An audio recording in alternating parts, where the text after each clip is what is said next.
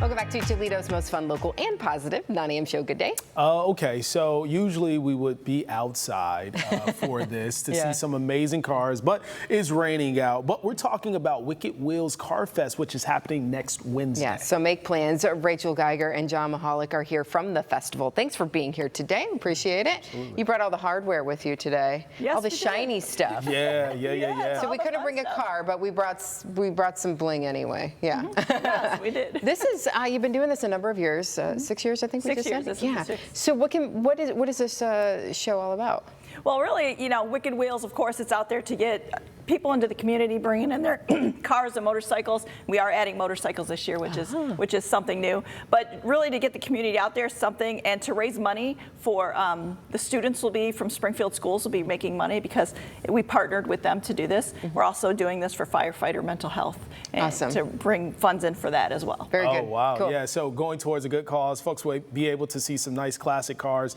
And you're with Central Classic Cars, so you're judging. Right? Yep. I'm John Michalak. I'm one of the owners of Central Classic, and Christina actually called me and asked me to come and help judge and go through some of the qualifying process for all these wonderful trophies. And we were going to have a bunch of our team come out. We've got a couple of our mechanics are going to be out there, a bunch of guys from our team, and just take a look at everything and help with the voting process. Pick the best ones. Now, are there different categories? There's quite a few categories. Best here. hot rod, best rat rod. What is a rat rod? Yeah. A rat rod is a vehicle where you kind of strip off some of you basically strip the car down and make it look sort of a patina look or like a rusted out car with a really nice engine. It looks kind of like a car that's not so cool, but it's got a really nice drivetrain in it and things like that. So that's cool. So best exotic, what are you looking for with that?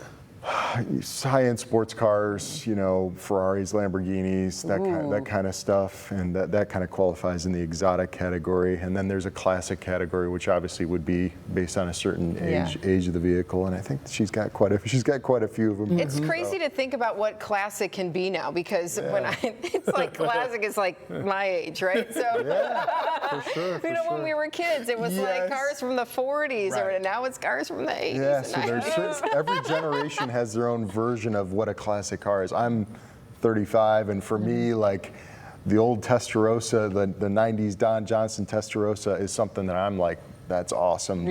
But my grandfather might not feel the same way about what a classic car is. So. Yeah, but that's the cool thing about it, a show like this, because whole families can come out in different generations and see different things. Yeah, for sure. Yeah, so Rachel, how many vehicles are we expecting to see? We're expecting over 500. So this has really got some growth with the motorcycles. We think that'll, really tip our numbers way up. So yes, we're expecting a lot, and then there's things to do. There'll be activities, 50/50s, and there'll be food trucks and everything for anybody to come out and enjoy.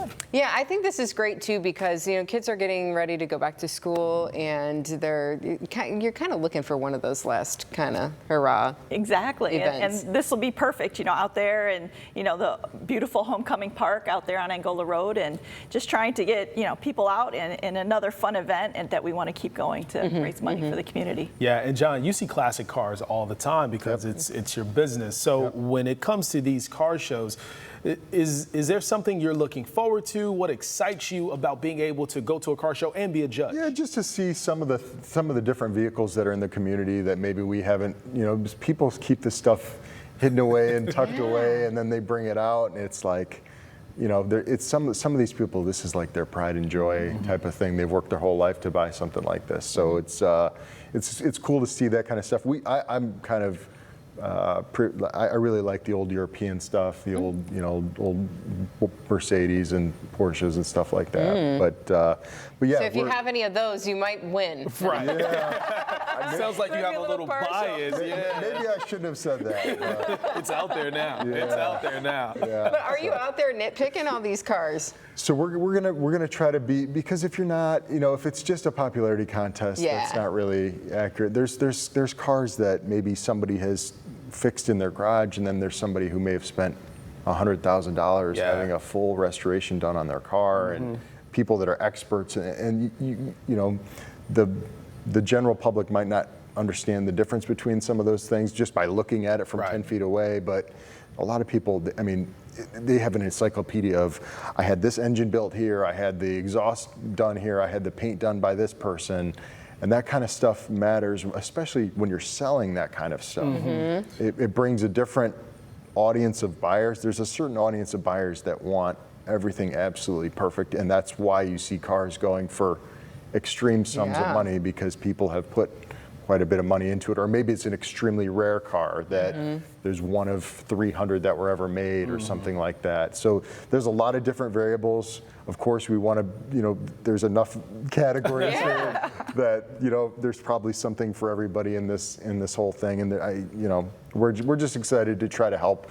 All we're trying to do is try to help, you know, document what the differences are. Yeah, I like that. I like that too. And when you say everything perfect, are you talking about? Listen, I'm not.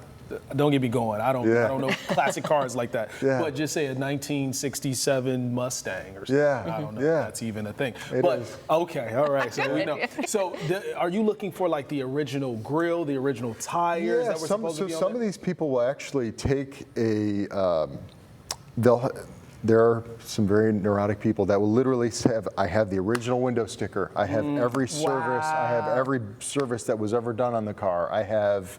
And there are stampings on some of these vehicles, like for the engine block that matches the VIN number. And there are, on the glass on some of these vehicles, it'll say Ford Motor Company or whatever the manufacturer was, so that's the original glass. I mean, and there are certain things about the cars that you can tell immediately that it's been replaced, just based on a little bit of experience and looking at a few things. And so, you know, in summary, I'm not going to say that every car has to be in that category, but these are just some of the variables that kind of go into making a decision about what we're going to, you know, view as a winner. I like this, like getting into the mind of the judge of a classic car show. Yeah, really cool. So we need people to come out to give us the dates and times and all that good stuff. It's August 6th, next Wednesday, which is amazing. It's August already. But the public can start coming at 4:30. It'll go till about 7:30. But the cars can start coming in at about 3 o'clock to register. So register and get your vehicle in the running here to maybe take home one of these cool, get etched.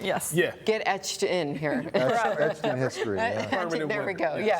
Folks, thanks for being here today. Thank you so much. Appreciate it. Thank you. We'll be back with more. Good day. Make sure you stay with us.